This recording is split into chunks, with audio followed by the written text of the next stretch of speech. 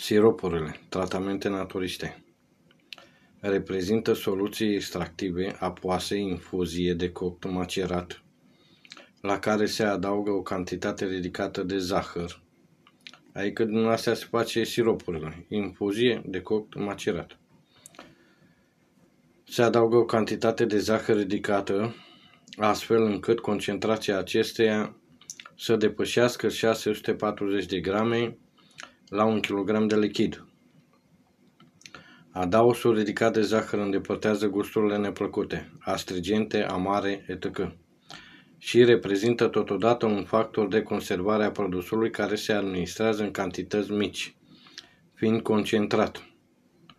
Corect. O perioadă mai îndelungată, având în vedere aportul energetic al zahărului, se recomandă convalescenților și persoanelor cu o stare de extremă slăbiciune.